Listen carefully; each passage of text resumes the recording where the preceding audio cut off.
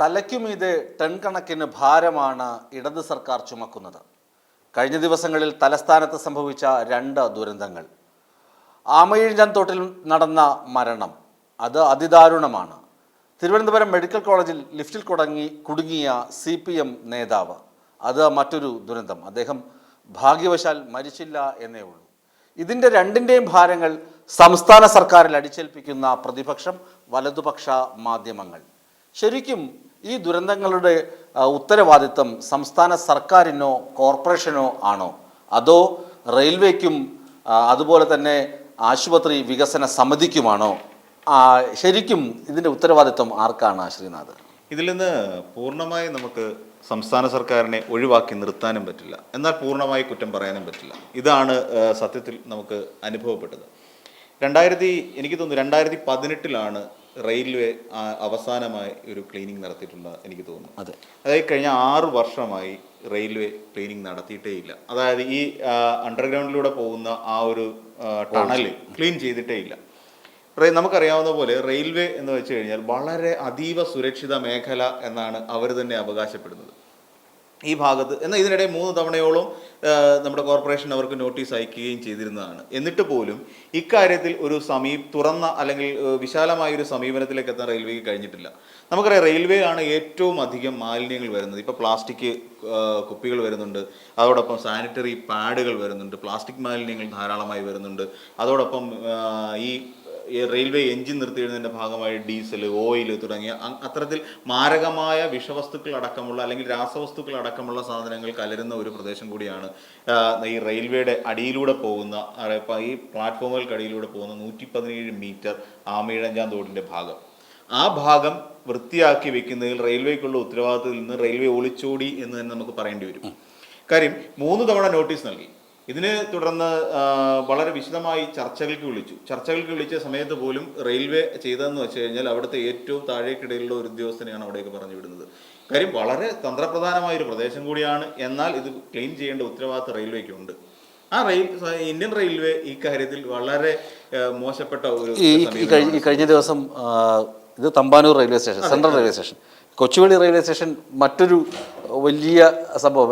ഒരുപക്ഷെങ്കിൽ ബ്രഹ്മപുരം പോലെ ഒരു അഗ്നിപർവ്വത സ്ഫോടനമൊക്കെ നടക്കാൻ സാധ്യതയുള്ള ഇടമായി മാറിക്കൊണ്ടിരിക്കുകയാണ്. കാരണം വരുന്ന ട്രെയിനുകളൊക്കെ, തിരുവനന്തപുരത്തേക്ക് വരുന്ന ട്രെയിനുകളൊക്കെ പിടിച്ചിടുന്ന സ്ഥലം കൊച്ചുവേളിയാണ്. അവിടെ ട്രെയിനിൽ നിന്ന് പുറന്തള്ളുന്ന പ്ലാസ്റ്റിക് മാലിന്യം, അതുപോലെ തന്നെ പേപ്പർ മാലിന്യം, തുണികൾ ഒക്കെ ഇവിടെയാണ് ഡംപ് ചെയ്യുന്നത്. ഇത് പ്രോപ്പറായി നീക്കം ചെയ്യാനുള്ള സംവിധാനം റെയിൽവേ ഒരുക്കിയിട്ടില്ല. ഇതവിടെ കൂന കൂടി കിടക്കുകയാണ്. കഴിഞ്ഞ ദിവസം കോർപ്പറേഷൻ അധികൃതരും അതുപോലെ തന്നെ ജില്ലാ ഭരണ നേതൃത്വവും അവിടെ സന്ദർശിച്ചിരുന്നു. റെയിൽവേക്ക് നോട്ടീസ് നൽകി, കുറ്റകരമായ അനാസ്ഥയ്ക്കുള്ള നോട്ടീസാണ് നൽകിയത്. ഇത് പ്രോപ്പറായി നീക്കം ചെയ്യണം. ഇതിന് എന്ത് നടപടി എടുക്കുമെന്ന് നമുക്ക് കണ്ടറിയാം. അല്ലെങ്കിൽ പ്രോസിക്യൂഷൻ വരെ ചെയ്യാൻ, അതായത് റെയിൽവേക്ക് എതിരെ നിയമ നടപടി സ്വീകരിക്കാനുള്ള വകുപ്പുകളുണ്ട്. പക്ഷേ ദൗർഭാഗ്യവശാൽ 2018 ശേഷം 3 തവണ കോർപ്പറേഷൻ ഇത്തരത്തിലുള്ള നോട്ടീസ് നൽകിയിട്ടും തിരുവനന്തപുരം സെൻട്രൽ റെയിൽവേ സ്റ്റേഷൻ അധികൃതർ യാതൊന്നും ചെയ്തില്ല. അണ്ടർഗ്രൗണ്ടിലൂടെയുള്ള പാത, അതായത് ജലപാത വൃത്തിയാക്കിയില്ല. അതാണ് തിരുവനന്തപുരം നഗരത്തിലെ വെള്ളക്കെട്ടിന് കാരണം. ആ വെള്ളക്കെട്ട് വീണ്ടും വന്നപ്പോഴാണ് കഴിഞ്ഞ ദിവസം 4 ശുചീകരണ തൊഴിലാളികളെ കരാറടിസ്ഥാനത്തിൽ നിർത്തിയത്. അതിലൊരാളാണ് ദൗർഭാഗ്യവശാൽ മരണപ്പെട്ടത്. അതാണ് വിവാദമായത്. ഇങ്ങനെ വിവാദമാകുമ്പോൾ മാത്രം പീലാത്തോസ് കൈ കഴുകുന്നത് പോലെ ഞാനല്ല ഇതിൻ്റെ ഉത്തരവാദി, മറ്റാരെങ്കിലുമാണ് എന്ന തരത്തിൽ കൈ കഴുകി മാറുന്ന സ്വഭാവം റെയിൽവേക്കുണ്ട്. അത് പണ്ടുമുണ്ട്, ഇന്നലെയും സംഭവിച്ചു. അതിനി ഉണ്ടാകരുത്.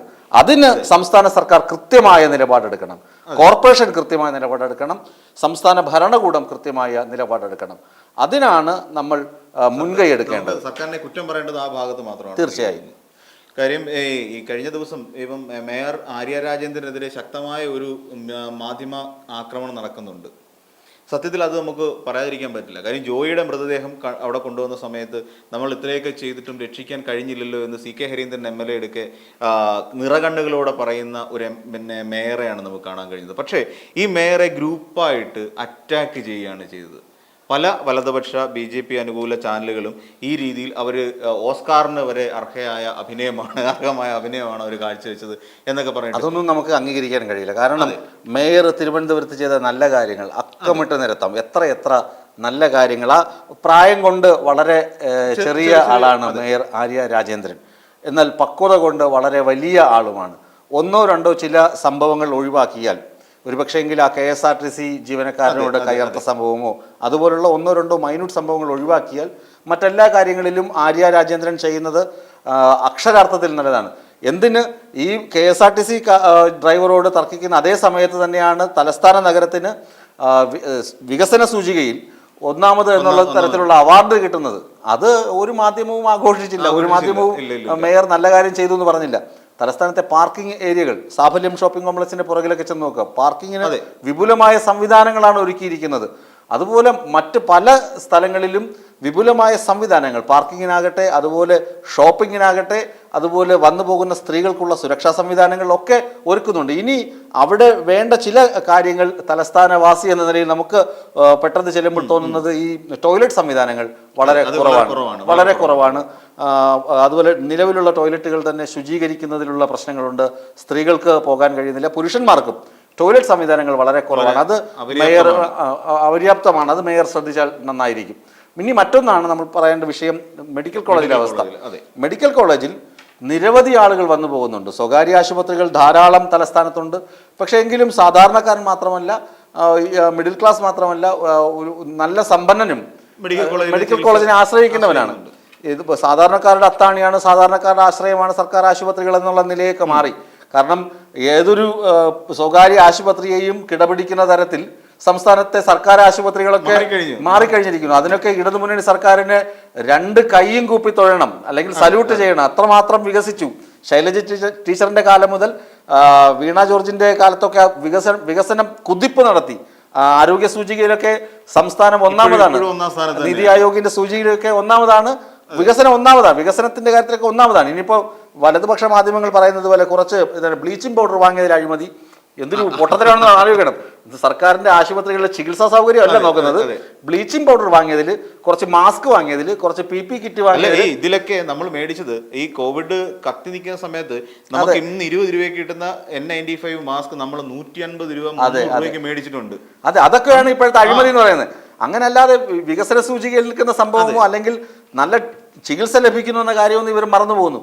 കേരളം പനിക്കിടക്കയിലെന്ന് പറയുമ്പോൾ സംസ്ഥാനത്തെ സർക്കാർ ആശുപത്രിയിൽ ചികിത്സ തേടിയെത്തുന്ന പനിക്കാരുടെ എണ്ണം ആലോചിച്ച് നോക്കണം. ഇത്രയും പേരെ കൈകാര്യം ചെയ്യുന്ന ഡോക്ടർമാരുടെ മാനസിക സ്ഥിതി ആലോചിച്ച് നോക്കണം. അങ്ങനെ വരുമ്പോൾ ചില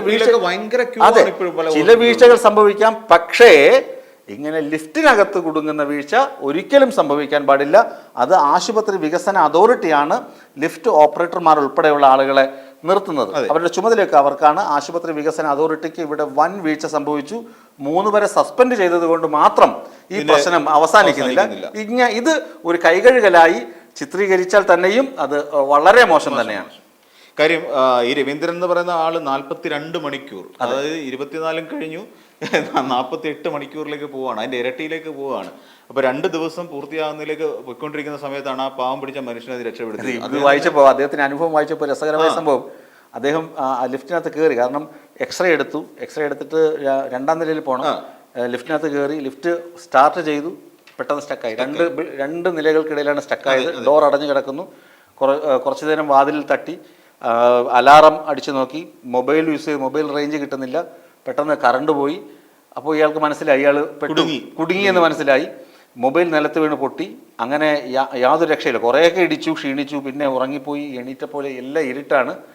അപ്പോൾ ദൈവദൂതനെ പോലെ ഒരാൾ വരുന്നു. ഞാൻ ഈ അനുഭവം, രവീന്ദ്രന്റെ അനുഭവം വായിച്ചപ്പോൾ ആടുജീവിതത്തിൽ നമ്മുടെ നജീബിനെ ജീവിതത്തിലേക്ക് കൊണ്ടുവരുന്ന ഒരാൾ പ്രത്യക്ഷപ്പെടുന്നുണ്ട്. അതുപോലെയൊക്കെ ഒരാൾ പ്രത്യക്ഷപ്പെടുകയാണ്. അദ്ദേഹമാണ് ഇയാളെ രക്ഷപ്പെടുത്തുന്നത്. അതുപോലെ ഈ കുമാരനാശാന്റെ ഒരു കവിതയിൽ പറയുന്നുണ്ട്, സത്തർ കഴലിൽ അഥവാ തുണയ്ക്കുവാൻ എത്തും നീയതി ഓരോ വടിവിൽ എന്ന് പറഞ്ഞതുപോലെ നല്ല മനുഷ്യർക്ക് കഷ്ടകാലത്ത് ഏതെങ്കിലും ദൈവം ഓരോരോ രൂപത്തിൽ വന്ന് അവതരിക്കും. അതുപോലെ രവീന്ദ്രന്റെ കഷ്ടകാല സമയത്ത് ജീവിതത്തിലേക്ക് കൈപിടിച്ച് കൊണ്ടുവരാൻ ഒരാളെത്തി, നജീബിനെയും ജീവിതത്തിലേക്ക് കൈപിടിച്ച് കൊണ്ടുവരാൻ ഒരാളെത്തി. അതുപോലെ നമ്മുടെ ആനന്ദ ബിഷുവിനെ, എന്താണ് ദാഹിച്ച് തളർന്നു വന്ന ആനന്ദ ബിഷുവിനെ വെള്ളം കൊണ്ടാൻ കൊടുക്കാൻ ഒരു യുവതി ഉണ്ടായിരുന്നു. അതുപോലെ നല്ല മനുഷ്യനായതുകൊണ്ട് രവീന്ദ്രൻ രക്ഷപ്പെട്ടു.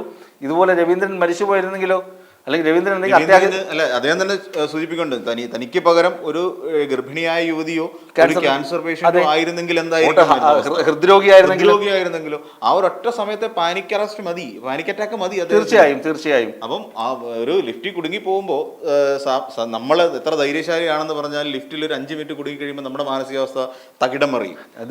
അതിനകത്ത് പ്രത്യേകത ഉണ്ട് ശ്രീനാഥെ. ഈ ലിഫ്റ്റിൽ കുടുങ്ങിയ ആളുടെ മനസാന്നിധ്യം പ്രധാനമാണ്. അതെ. ചില രോഗികൾ എന്ന് പറഞ്ഞാൽ ഇപ്പോൾ മാനസിക സമ്മർദ്ദം അനുഭവിക്കുന്ന രോഗികൾക്ക് ഈ അടഞ്ഞ മുറി, ഉയരം, സ്റ്റെപ്പ്, ഇതൊക്കെ ഭയങ്കര പ്രതിസന്ധിയാണ്. അടഞ്ഞ മുറി തന്നെയും പ്രശ്നമാണ്. ഒരുപക്ഷെ എങ്കിൽ അത് തന്നെ പാനിക് അറസ്റ്റ് ചെയ്ത് വരാൻ സാധ്യത കൂടുതലാണ്. അപ്പോൾ ഇതൊക്കെ ആശുപത്രിയിലെ ലിഫ്റ്റ് എന്നൊക്കെ പറയുന്നത് കൃത്യമായി മെയിൻറ്റെയിൻ ചെയ്യണം. ലിഫ്റ്റ് ഓപ്പറേറ്റർ വേണം. അല്ല, അതില് രവീന്ദ്രൻ പ്രത്യേകം പറയുന്നുണ്ട്, അതിലെ അലാറം വർക്ക് ചെയ്യുന്നില്ല. അതെ, അതിനകത്ത് ഉപയോഗിച്ചിരിക്കുന്ന ഫോൺ വർക്ക് ചെയ്യുന്നില്ല. എമർജൻസി ഘട്ടങ്ങളിൽ ഉപയോഗിക്കാൻ വേണ്ടി വെച്ചിരിക്കുന്ന 2 സാധനങ്ങൾ അത് വർക്ക് ചെയ്യുന്നില്ല എന്നുള്ളതാണ്. ഇതൊക്കെ തമാശയായിട്ട് പറയുമ്പോൾ എന്തിനോ തിളയ്ക്കുന്ന സാമ്പാർ പോലെ നമ്മുടെ ആശുപത്രികളിലൊക്കെ ലിഫ്റ്റ് ഉണ്ട്. അത് ആർക്കോ വേണ്ടി വെച്ചിരിക്കുന്നു, എന്തിനോ വേണ്ടി വെച്ചിരിക്കുന്നു. ഇത് ശരിയല്ല. ഇത് തിരുത്തപ്പെടേണ്ടത് തന്നെയാണ്. ഇത് തിരുത്തണം. ഇത് സർക്കാരിനെതിരെയുള്ള വിമർശനമല്ല. ഇത് നിങ്ങൾ പോകൂ, സർക്കാർ ആശുപത്രിയിൽ നിങ്ങൾ പോകൂ, നിങ്ങൾ അനുഭവിച്ചു നോക്കൂ. അനുഭവിക്കുമ്പോൾ മാത്രമേ നിങ്ങൾക്ക് മനസ്സിലാകൂ. ഇത് അനുഭവിച്ചിരിക്കുന്നത് കോൺഗ്രസ്സുകാരനല്ല, BJP-കാരനല്ല, യുവമോർച്ചക്കാരനല്ല, ABVP-കാരനല്ല, KSU-കാരനല്ല, CPM-ന്റെ ലോക്കൽ കമ്മിറ്റി അംഗമാണ്, ലോക്കൽ കമ്മിറ്റി സെക്രട്ടറിയാണ്. അതായത് തലസ്ഥാന നഗരത്തെ തിരുമലയിലുള്ള CPM-ന്റെ സമുന്നതനായ ഒരു നേതാവിനാണ് ഇത് സംഭവിച്ചിരിക്കുന്നത്. അദ്ദേഹമാണ് ഇത് വിളിച്ചു പറയുന്നത്. അയ്യോയ്യോ, നാണക്കേടാണ്, അമ്പമ്പോ നാണക്കേടാണ്, ഇത് തിരുത്തണം, ഇത് തിരുത്തിയേ തീരൂ. ഇത് ആശുപത്രി വികസന സമിതിക്ക് വന്ന വീഴ്ചയാണ്. ആ വീഴ്ച പരിഹരിക്കപ്പെടണം. അത് ഒരാൾക്ക് മാത്രമല്ല, അവിടെ 1000 രോഗികൾ വരുന്നതാണ്. അവിടെ 1000 ആളുകൾ ഈ ലിഫ്റ്റ് ഉപയോഗിക്കുന്നതാണ്. നമുക്കറിയാം, മെഡിക്കൽ കോളേജിലാണെങ്കിൽ ഒരു എക്സ്റേ എടുക്കണമെങ്കിൽ ഒരറ്റത്ത് നിന്ന് മറ്റേ അറ്റം വരെ പോകണം. ഒന്ന് സ്കാൻ ചെയ്യണമെങ്കിൽ ഒരറ്റത്ത് നിന്ന് മറ്റേ അറ്റം വരെ പോകണം. ലാബ് ടെസ്റ്റിനാണെങ്കിൽ ഒരറ്റത്ത് നിന്ന് മറ്റേ അറ്റം വരെ പോകണം. അവിടെ പോയിട്ട് തിരികെ വരണമെങ്കിൽ അതുപോലെ ലിഫ്റ്റ് കയറണം, അതുപോലെ നടക്കണം. അങ്ങനെയൊക്കെ ഉണ്ട്. ഈ പരിമിതികൾ തരണം ചെയ്യണമെങ്കിൽ, അല്ലെങ്കിൽ രോഗിയെ കൊണ്ട് കൂട്ടിരിപ്പുകാരൻ പോകണമെങ്കിൽ ഇത്ര ദൂരം നടന്നൊക്കെ വരിക എന്ന് പറയുന്നത് അസാധ്യമാണ്. അല്ലെങ്കിൽ ക്ഷീണിക്കുന്നതാണ്. രോഗി തളർന്നു പോകും. രോഗിയുടെ തളർച്ച മാറ്റാൻ ഇത്തരം ലിഫ്റ്റ് സംവിധാനങ്ങൾ അത്യാവശ്യമാണ്. അല്ലെങ്കിൽ എസ്കലേറ്റർ പോലുള്ള സംവിധാനങ്ങൾ ആശുപത്രിയിൽ നടപ്പിലാക്കണം. അതൊക്കെ വികസനത്തിന്റെ മാതൃകകളാണ്. നമ്മുടെ ആശുപത്രികൾ വികസിച്ചു എന്ന് പറയുമ്പോഴും ഇത്തരം സംവിധാനങ്ങൾ ഇനിയും കൊണ്ടുവരേണ്ടിയിരിക്കുന്നു. വികസിത രാജ്യങ്ങളിലുള്ളതുപോലെ നമ്മുടെ സർക്കാർ ആശുപത്രികളിലും ഇത്തരം സംവിധാനങ്ങൾ വരണം. പ്രത്യേകിച്ച് സംസ്ഥാനത്തെ മെഡിക്കൽ കോളേജുകളിലെങ്കിലും, സംസ്ഥാന സർക്കാരിൻ്റെ നിയന്ത്രണത്തിലുള്ള മെഡിക്കൽ കോളേജുകളിലെങ്കിലും ഇത്തരം സംവിധാനങ്ങൾ വരണം. കാരണം ഇത് അത്യന്താപേക്ഷിതമാണ്. ഇത് നടപ്പിലാക്കിയാൽ മാത്രം പോരാ, ഇത് സ്ഥാപിച്ചാൽ മാത്രം പോരാ, ഇത് കൃത്യമായി പ്രവർത്തിക്കുന്നുണ്ട് എന്ന് ഉറപ്പുവരുത്തേണ്ട ചുമതല സംസ്ഥാനത്തെ സർക്കാരിനുണ്ട്, ആരോഗ്യ വകുപ്പിനുണ്ട് എന്ന് പറയാതിരിക്കാൻ വയ്യ. എന്തെങ്കിലും ഒരു അപകടം സംഭവിച്ചതിന് ശേഷം അയ്യോ പൊത്തോ എന്ന് പറഞ്ഞത് കൊണ്ടും കാര്യമില്ല. എനിക്ക് തോന്നുന്നു ജോയി, പക്ഷേ നമ്മുടെ സാധാരണക്കാർ തന്നെ അവരെ ചൂഷണം ചെയ്യുന്ന രീതിയിൽ നാട്ടിൽ ഒരു പ്രൈവറ്റ് ഹോസ്പിറ്റലുകൾ, സ്വകാര്യ ആശുപത്രികൾ വളർന്ന് പടർന്ന് പന്തലിച്ചതിൻ്റെ പ്രധാന കാരണക്കാർ നമ്മുടെ ഈ സർക്കാരും ഇതുവരെയുള്ള സർക്കാരുകളും ഈ സർക്കാരിൻ്റെ മെഡിക്കൽ രംഗത്തുള്ള ആരോഗ്യ മേഖലയിലുള്ള ഈ ഒരു മുഖം തിരിച്ചു കാട്ടലും തന്നെയാണെന്ന് എനിക്ക് തോന്നുന്നു. ഇപ്പം നമുക്കറിയാം, ഒരു പ്രൈവറ്റ് ആശുപത്രിയിൽ ഒരു ലാബ് ടെസ്റ്റ് ചെയ്യണം, ഒരു ബ്ലഡ് ടെസ്റ്റ് ചെയ്യണം. ആ പേഷ്യൻറ്റിനെ കൊണ്ടുപോകാനായി ഒരു അറ്റൻഡർ വീൽ ചെയറുമായോ അല്ലെങ്കിൽ സ്ട്രെച്ചറുമായോ അവിടെ എത്തിയിരിക്കും. ഇല്ല ശ്രീനാഥ്, അതിനകത്തൊരു പ്രശ്നമുണ്ട്. കാരണം എനിക്ക് നേരിട്ടുള്ള അനുഭവങ്ങളാണ്. ഈ അങ്ങനെ പ്രൈവറ്റ് ആശുപത്രിയിലുണ്ട് എന്ന് സംസ്ഥാന സർക്കാർ ആശുപത്രിയിലും അങ്ങനെയൊക്കെ ഉണ്ട്. പക്ഷെ ആരും അതിന് ചില സന്ദർഭങ്ങളിൽ അത്യന്താപേക്ഷിതമാണെങ്കിൽ ഡോക്ടേഴ്സ് ഉൾപ്പെടെയുള്ള ആളുകൾ അത്യാഹിത വിഭാഗത്തിൽ രോഗികളെ കൊണ്ട് സ്കാൻ ചെയ്യാൻ കൊണ്ടുപോകാറുണ്ട്, രക്തമെടുക്കാൻ കൊണ്ടുപോകാറുണ്ട്, ഈവൻ ICUവിൽ കൊണ്ടെത്തിക്കാറുണ്ട്, ട്രീറ്റ്മെൻറ്റിനൊപ്പം കൂടെ നിൽക്കാറുണ്ട്. അതെല്ലാം സർക്കാർ ആശുപത്രിയിലുണ്ട്. അങ്ങനെ ചെയ്യുന്ന ആളുകളുണ്ട്. ഇത് മനോഭാവത്തിന്റെ പ്രശ്നമാണ്. ഇത് ഒറ്റപ്പെട്ട സംഭവമാണിത്. ലിഫ്റ്റ് ഓപ്പറേറ്റർ ചിലപ്പോൾ ഒരുപക്ഷെ ചായ കുടിക്കാൻ പോയ സമയത്തായിരിക്കും ഇത് സംഭവിച്ചത്. അയാളുടെ ഡ്യൂട്ടി ചെയ്ത് കാണില്ല. ഒരുപക്ഷെ എങ്കിൽ ഈ ലിഫ്റ്റ് പ്രവർത്തനക്ഷമമല്ല എന്നൊരു ബോർഡ് വെച്ചിരുന്നുവെങ്കിൽ ഇത് സംഭവിക്കില്ല. അതെ അതെ, അങ്ങനെ ഒരു ബോർഡ് മുന്നേ വെച്ചിരുന്നുവെങ്കിൽ, അതിനുശേഷം വെച്ചിട്ടുണ്ട്, ബോർഡ് വന്നിട്ടുണ്ട്, പ്രവർത്തനക്ഷമമല്ലാത്ത ലിഫ്റ്റ് ആയിരിക്കാം. അങ്ങനെ വെച്ചിരുന്നുവെങ്കിൽ ഇത് സംഭവിക്കില്ല. അവിടെ നിരവധി ലിഫ്റ്റ് ഉണ്ട്. ചിലപ്പോൾ കേടായ ലിഫ്റ്റിൽ കയറിയതായിരിക്കും പ്രശ്നം ഉണ്ടായത്. അതൊക്കെ വെക്കണമായിരുന്നു. കൃത്യമായ മോണിറ്ററിംഗ് സംവിധാനമില്ല. അവിടെ ആശുപത്രി സൂപ്രണ്ടുണ്ട്. അയാളുടെ കൺവട്ടത്താണ് ഇതൊക്കെ നടക്കുന്നത്. അയാൾ ഇതൊക്കെ നോക്കണം. മറ്റേ HDC ഉണ്ട്, അതായത് ഹോസ്പിറ്റൽ ഡെവലപ്മെന്റ് കമ്മിറ്റി ഉണ്ട്. അവരിതൊക്കെ നോക്കണം. അവരുടെ ചുമതല ഇതാണ്. പിന്നെ വകുപ്പ് മന്ത്രിക്ക് എല്ലാ കാര്യങ്ങളും നോക്കി നടക്കാൻ പറ്റില്ല. എന്നും തിരുവനന്തപുരം മെഡിക്കൽ കോളേജ് രാവിലെ പോയിട്ട് മീറ്റിംഗ് വിളിക്കാൻ പറ്റുമോ? സൂപ്രണ്ടിനോട് എന്തൊക്കെ നടക്കുന്നതോടെ ചോദിക്കാൻ പറ്റുമോ? അവർക്ക് 100,000 കാര്യം വേറെയുണ്ട്. ആരോഗ്യ വകുപ്പിൽ തന്നെയുള്ള എത്ര ആശുപത്രികളുണ്ട്, എത്ര മീറ്റിങ്ങുകൾ അറ്റൻഡ് ചെയ്യണം. അവർ ഇവിടെ വെച്ചിട്ടുണ്ട്. HDC ആരോഗ്യമന്ത്രിയുടെ ഒരു പ്രതിനിധി ആശുപത്രിയിലുണ്ട്. ആ പ്രതിനിധി നോക്കണം. ഇത് ഉദ്യോഗസ്ഥ തലത്തിലുണ്ടായ ഒരു വൻ വീഴ്ചയായിട്ട് തന്നെ നമുക്ക് തീർച്ചയായിട്ടും. പിന്നെ പറയാനുള്ള നമുക്ക് പിന്നെ മാധ്യമപ്രവർത്തകരെന്നതിൽ നമുക്ക് ചിന്തിക്കാവുന്ന ഏക കാര്യം, ഇപ്പോൾ സംസ്ഥാന സർക്കാർ വീണ്ടും 400 ദിന കർമ്മപദ്ധതിയിൽ അവതരിപ്പിക്കുന്നുണ്ട്. ഈ കർമ്മപദ്ധതികളിൽ എല്ലാം തന്നെ റേഷൻ കട തുടങ്ങുന്നു, അല്ലെങ്കിൽ വില്ലേജ് ഓഫീസ് തുടങ്ങുന്നു, അല്ലെങ്കിൽ ഇതൊക്കെ തുടങ്ങുന്നു, വീടുകൾ വെച്ച് കൊടുക്കുന്നു. അതൊക്കെ നല്ല ക്ഷേമ പെൻഷൻ വിതരണം ചെയ്യുന്നു. ഇതൊക്കെ നല്ല കാര്യങ്ങളാണ്. പക്ഷേ ജനങ്ങളിൽ നേരിട്ടെത്തുന്ന കുറച്ച് കാര്യങ്ങളാണ് ആശുപത്രി കാര്യങ്ങൾ, മരുന്നിൻ്റെ വില കുറയ്ക്കൽ. ഇപ്പോൾ മരുന്നിനൊക്കെ തന്നെ 20 രൂപ 30 രൂപയൊക്കെ കൂടി. അത് ശ്രദ്ധിച്ചിട്ടുണ്ടാവും. ദൈനംദിനം മരുന്ന് കഴിക്കുന്നവർക്ക് അതറിയാവുള്ളൂ. പല അത്യാവശ്യ മരുന്നുകൾ, അവശ്യ മരുന്നുകൾക്ക് പോലും വില കൂടി. അതിന് വില കുറയ്ക്കാനോ അതിനൊന്നും നടപടിയില്ല. അത്തരം സംഭവങ്ങൾക്കാണ് മുൻതൂക്കം നൽകേണ്ടത്. സാധാരണക്കാരനൊക്കെ കഴിക്കുന്നത്, ഇപ്പോൾ ഹൃദ്രോഗത്തിനുള്ളത്, ഡയബറ്റീസിനുള്ളത്, ആ മരുന്നുകൾക്കൊക്കെ വില കൂടിയിട്ടുണ്ട്. അപ്പോൾ അത്തരം സംഭവങ്ങൾക്ക് കൂടിയാണ് ഈ 100 ദിന കർമ്മ പരിപാടിയിൽ കൂടുതൽ പ്രാധാന്യം നൽകേണ്ടത്. അതുപോലെ ഇത്തരം സംഭവങ്ങൾക്ക് ഇപ്പോൾ മാലിന്യ നിർമ്മാർജ്ജനത്തിന് മറ്റേതാണ് യുദ്ധകാലാടിസ്ഥാനത്തിൽ നടപടി സ്വീകരിക്കുന്നത്, അത് 100 ദിന കർമ്മ പദ്ധതിയിൽ ഉൾപ്പെടുത്തി അത് നടപ്പിലാക്കണം. അതെ, അല്ലാതെ നമുക്ക് പ്രത്യക്ഷത്തിൽ കാണുന്ന കുറച്ച് കെട്ടിടങ്ങൾ, അല്ലെങ്കിൽ കുറച്ച് മതിലുകൾ, കുറച്ച് ചുമരുകൾ, ഇത് കണ്ടു കഴിഞ്ഞാൽ എൻ്റെ രാജ്യം വികസിച്ചു. ഇതിൻ്റെ ഉദാഹരണം പറഞ്ഞുതരാം. പ്രധാനമന്ത്രി നമ്മുടെ നാട്ടിൽ വരുന്നു, ശ്രദ്ധിച്ച് കേൾക്കുക. പ്രധാനമന്ത്രിയോ പ്രസിഡന്റോ നാട്ടിൽ വരുമ്പോൾ നമ്മൾ എന്ത് ചെയ്യും? നമ്മുടെ ചേരികൾ, ഡൽഹിയിൽ പോയിട്ടുള്ളവർക്കറിയാം, ചേരികൾ എന്ത് ചെയ്യും? വിദേശ പ്രതിനിധികളൊക്കെ വരുമ്പോൾ ചേരികൾ ഒരു പച്ച തുണി കൊണ്ട് മറയ്ക്കും, അതായത് പച്ച കർട്ടൻ വെച്ചിട്ട് മറയ്ക്കും. ചേരികൾ കാണില്ല. മതില് കെട്ടി മറച്ചിട്ടുണ്ട്. അതെ, മതില് കെട്ടി, ചേരികൾ കാണില്ല. അതേ വികസനമാണിത്. അതായത് നമ്മൾ കുറച്ച് കെ സ്മാർട്ട് അല്ലെ കെ സ്റ്റോറുകൾ, കെ റേഷൻ സ്റ്റോറുകൾ, അങ്ങനെ കേരള ചേർത്തിട്ടുള്ള കുറച്ച് കടകൾ വെച്ച് കഴിഞ്ഞാൽ വരുന്ന ആളുകൾക്കൊക്കെ തോന്നും ഗംഭീര കെട്ടിടങ്ങൾ, ഗംഭീര കടകൾ, ഗംഭീര ആശുപത്രികൾ എന്ന് തോന്നും. ഇതിൻ്റെ പുറകിലോ നിങ്ങൾ ശ്രദ്ധിച്ചിട്ടുണ്ടോ? തിരുവനന്തപുരത്ത് കുറേ അധികം ഫ്ലാറ്റുകളുണ്ട്. കഴക്കൂട്ടം മുതൽ നിങ്ങൾ ചാക്ക വരെ പോകുമ്പോൾ നിങ്ങൾ ശരിക്കും സഞ്ചരിക്കുന്നത് ദുബായ് വഴിയാണെന്ന് തോന്നും. ഭയങ്കരമായ മാറ്റം, ഭയങ്കരമായ പുരോഗതി. നിങ്ങൾ ആ ഫ്ലാറ്റുകളുടെ പുറകിലുള്ള ചേരികൾ സന്ദർശിച്ചിട്ടുണ്ടോ? തീർച്ചയായും അത് മുംബൈ ചേരികളെ പോലെയാണ്. അവിടെ പിടിച്ചുപറിയുണ്ട്, മയക്കുമരുന്ന് കച്ചവടമുണ്ട്. ഏറ്റവും കൂടുതൽ കേസുകൾ റിപ്പോർട്ട് ചെയ്യുന്ന അവിടെ നിന്നാണ്. അപ്പോൾ ഇത്തരം കാര്യങ്ങൾ കൂടി പോലീസിന് മാത്രമല്ല ഉത്തരവാദിത്തം. പോലീസ് അവിടെ നട്ടം തിരിയുന്നുണ്ട്. കഴക്കൂട്ടം പോലീസ് സ്റ്റേഷൻ ആയാലും, ചാക്കയിലുള്ള പോലീസുകാരായാലും, പേട്ടയിലുള്ള പോലീസുകാരായാലും, ശംഖുമുഖത്തുള്ളവരായാലും, വലിയതുറയുള്ള ആളുകളായാലും നട്ടം തിരിയുന്നുണ്ട് ഈ പ്രദേശത്തെ ലോ ആൻഡ് ഓർഡർ സിറ്റുവേഷൻ പരിഹരിക്കാൻ. നമ്മൾ നോക്കുമ്പോൾ എന്താണ്, അമ്പരചുംബികളായ കെട്ടിടങ്ങൾ അവിടെയുണ്ട്. അമ്പരചുംബികളായ കെട്ടിടങ്ങളും എന്താണ്, വൈറ്റ് കോളർ ജോബിന് പോകുന്ന ആളുകളും രാവിലെ വളരെ പെർഫ്യൂം, വളരെ മനോഹരമായ കാറുകളിൽ വളരെ മനോഹരമായ വസ്ത്രം ധരിച്ച്, എന്താണ്, അരക്കുപ്പായവും കാൽക്കുപ്പായവും ഒക്കെ ഇട്ട് പെർഫ്യൂമൊക്കെ ധരിച്ച ആണും പെണ്ണും ജോലിക്ക് പോകുന്നുണ്ട്. അവരുടെ മക്കളെ അവർ ഡേ കെയറിലാക്കുന്നുണ്ട്, വലിയ വലിയ സ്കൂളുകളിൽ പഠിപ്പിക്കാൻ ചേർക്കുന്നുണ്ട്. അവർ തിരിച്ച് അവരുടെ ജിമ്മിലും പബ്ബിലും ഒക്കെ പോയിട്ട് അവർ വീടുകളിൽ പോകുന്നുണ്ട്, അവരുടെ നികുതി ലഭിക്കുന്നുണ്ട്. ഇതെല്ലാം സന്തോഷം തന്നെ. നമ്മൾ ദുബായിയുടെ ഒപ്പം വളർന്നിട്ടുണ്ട് എന്ന് നമുക്ക് അഭിമാനിക്കുകയും ചെയ്യാം. പക്ഷേ ഈ കെട്ടിടങ്ങൾക്ക് പുറകിലുള്ള ചേരികളുടെ അവസ്ഥയോ? ചേരികൾ വികസിച്ചിട്ടുണ്ടോ? ഇല്ല. ചേരികളിൽ സംഘർഷം മാറിയിട്ടുണ്ടോ? ഇല്ല. ചേരികളുടെ ആളുകളുടെ പോക്കറ്റ് വീർത്തിട്ടുണ്ടോ? ഇല്ല. അവർ പോക്കറ്റ് വീർപ്പിക്കാൻ എന്ത് ചെയ്യുന്നു? മയക്കുമരുന്ന് കച്ചവടം ചെയ്യുന്നു, കഞ്ചാവ് കച്ചവടം ചെയ്യുന്നു, പിടിച്ചു പറിക്കുന്നു, മോഷണം നടത്തുന്നു. അവസാനം എന്താണ് പണി? ആർക്കാണ്? പോലീസിന്. മറ്റു പണി ആർക്കാണ്?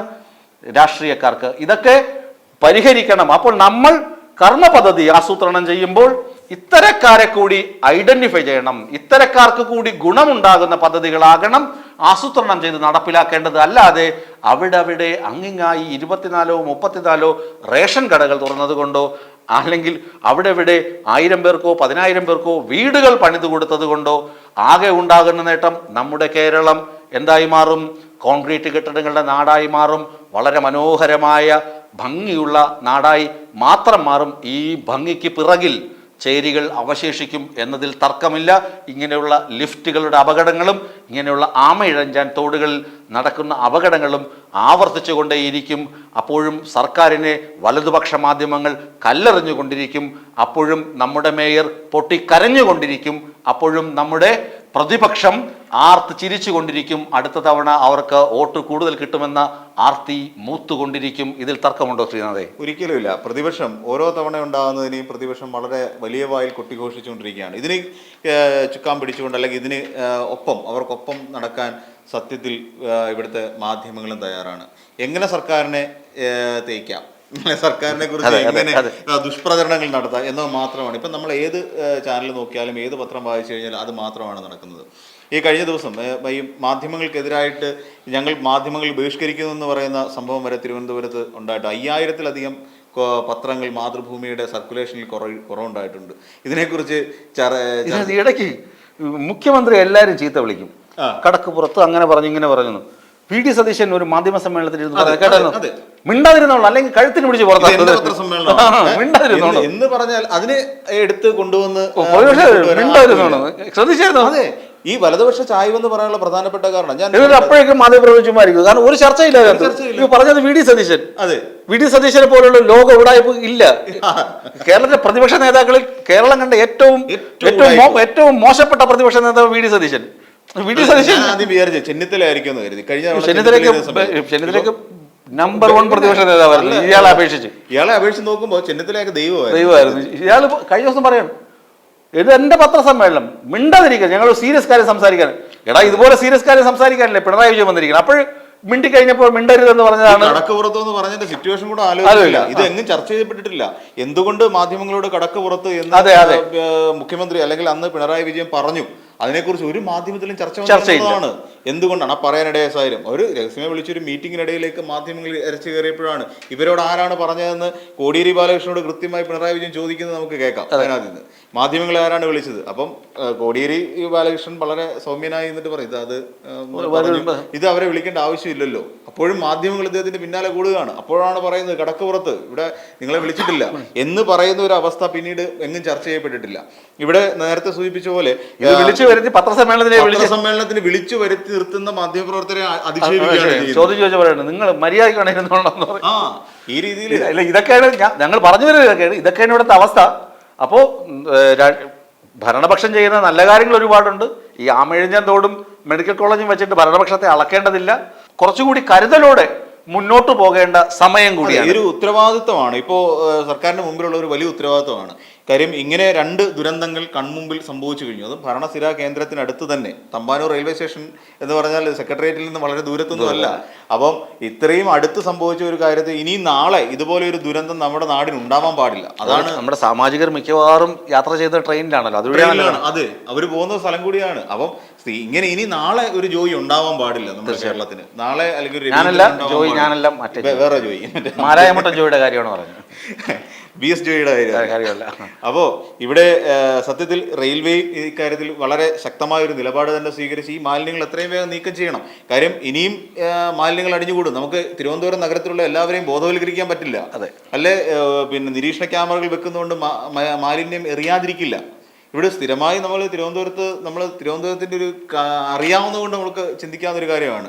ഇപ്പം ഇവിടെ മാലിന്യം നിക്ഷേപിക്കരുതെന്ന് പറയുന്നിടത്ത് എത്രയോ മാലിന്യ കൂമ്പാരം കിടക്കുന്ന നമ്മൾ കാണും. തീർച്ചയായും. ഇതിനെയൊക്കെ പ്രതിരോധ തലസ്ഥാനത്തെ വെള്ളക്കെട്ടിന്റെ പ്രധാന കാരണം തന്നെ ഈ റെയിൽവേയുടെ ആ ഓട ഒഴുക്കില്ലാതെ കിടക്കുന്നത് കൊണ്ടാണ്. അത് കൃത്യമായിട്ട് ക്ലീൻ ചെയ്യുകയാണെങ്കിൽ വെള്ളം ഒഴുകിപ്പോകും. ആമഴിഞ്ഞൻ തോടിന്റെ മറ്റു ഭാഗങ്ങളൊക്കെ കോർപ്പറേഷൻ കൃത്യമായും മഴക്കാല പൂർവ്വ ശുചീകരണം നടത്തുന്നുണ്ട്. 3 തവണയാണ് ഇക്കൊല്ലം തന്നെ ശുചീകരണം നടത്തിയത്. ആലോചിച്ച് നോക്കണം. എന്നിട്ടാണ് പാവം മേയറുടെ നെഞ്ചത്ത് കയറിയിരുന്ന് പൊങ്കാലയിടുന്നത്. നാണമുണ്ടോ പ്രതിപക്ഷമേ? കാര്യം നമുക്ക് ഈ ചർച്ചയിൽ എന്തായിരുന്നാലും നമ്മുടെ fire and rescue scuba diving ടീമിനെ ഒരിക്കലും നമുക്ക് മറക്കാൻ പറ്റുന്ന കാര്യമല്ല. അഭിനന്ദിക്കുക മാത്രമല്ല, വളരെ ചെറിയ എനിക്ക് തോന്നുന്നു. കാരണം ആ ഭാഗത്തേക്കേ നമുക്ക് നടന്നു പോകാൻ പറ്റില്ല. കൊച്ചിയിൽ ചെല്ലുമ്പോൾ ഭയങ്കര സ്മെല്ല് നിങ്ങൾ കേൾക്കില്ലേ?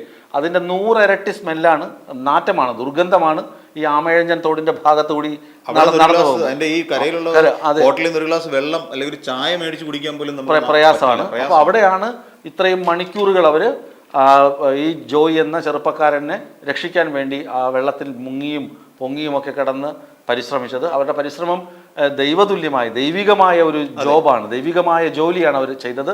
അവരുടെ ജോലിക്ക് അവരോടുള്ള കൃതജ്ഞത അർപ്പിക്കുന്നു. രക്ഷാപ്രവർത്തനത്തിന് പങ്കെടുത്ത എല്ലാ ആളുകളും, അവിടുത്തെ ആളുകൾ, അതായത് DYFI പ്രവർത്തകരുണ്ടായിരുന്നു, MP റഹീം ഉണ്ടായിരുന്നു, വി കെ പ്രശാന്ത് MLA ഉണ്ടായിരുന്നു, മേയർ ആര്യ രാജേന്ദ്രൻ ഉണ്ടായിരുന്നു, അതുപോലുള്ള യുവജന പ്രസ്ഥാനത്തിൻ്റെ നിരവധി ആളുകൾ അവിടെ ഉണ്ടായിരുന്നു. ഇതിന് നേതൃത്വം കൊടുക്കാനും ഈ സ്കൂബ ടീമിനെ സഹായിക്കാനും ഒക്കെ കേരള പോലീസിലെ ആളുകളുണ്ടായിരുന്നു. ഇവർക്കൊക്കെയും നന്മ ഭവിക്കട്ടെ. അവർക്കൊപ്പം എല്ലാവർക്കും വേണ്ടി എല്ലാവരെയും സല്യൂട്ട് ചെയ്യുന്നു. യോഗനാഥം. നന്ദി, നമസ്കാരം.